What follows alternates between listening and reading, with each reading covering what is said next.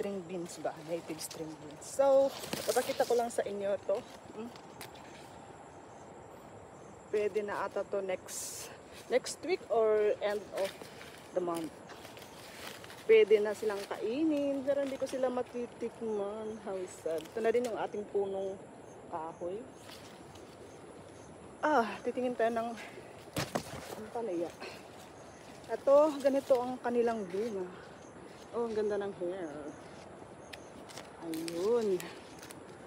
Ito, pwede natin loobin o pasukin kasi wala siyang antak. Pero sa kabila, marami na. Ayan, pwede na. Ay, naku.